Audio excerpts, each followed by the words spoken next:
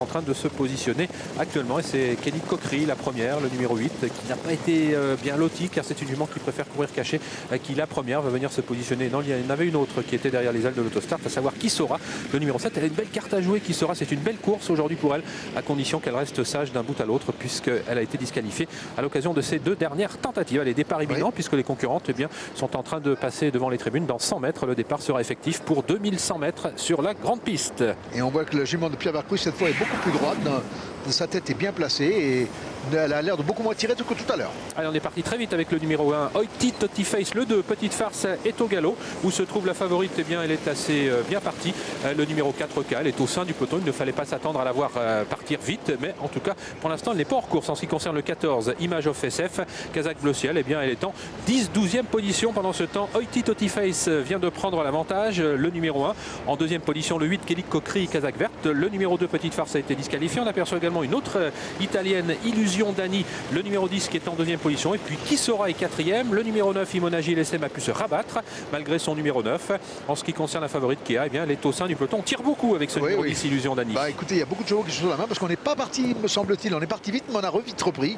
Et là, maintenant, tout le monde a pris un petit peu sa place et c'est un petit peu l'encombrement dans le milieu du peloton. Même si maintenant tout le monde est 2 par 2, ça y est, tout le monde a pu se ranger. Ouais, on s'observe beaucoup dans cette compétition pour aborder la montée avec Oiti Totiface, le numéro 1 qui a l'avantage. Illusion Dani, le 10 est en deuxième position.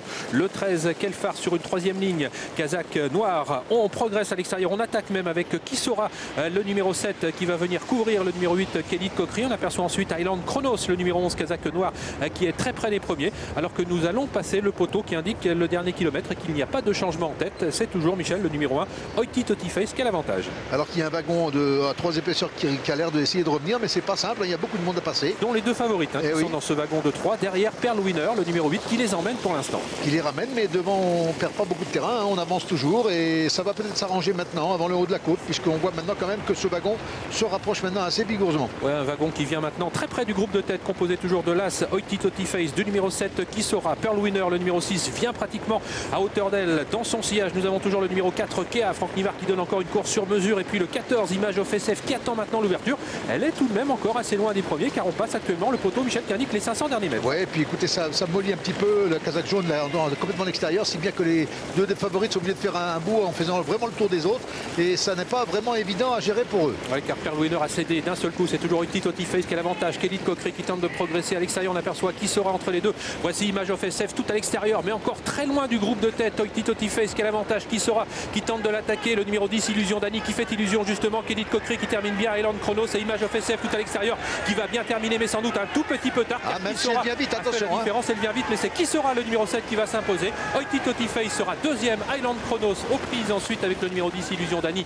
Et l'As, Oiti Totiface, qui va peut-être conserver une place malgré le retour également du numéro 9, Imona JLSM. Écoutez, une très belle arrivée, vraiment, avec un très beau sprint final.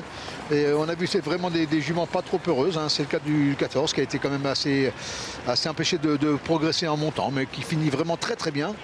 Et pour la troisième place, c'est très pointu.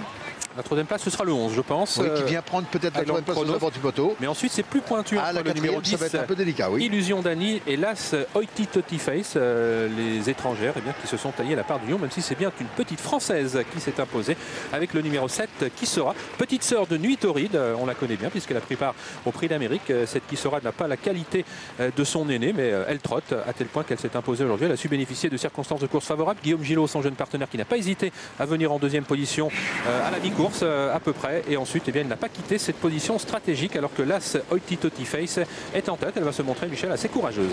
Oui, c'est sûr qu'elle va tenir le choc jusqu'au bout pratiquement, mais on voit aussi le 7 qui est déjà là, bien sûr, aux avant-postes et qui a l'air d'aller facile.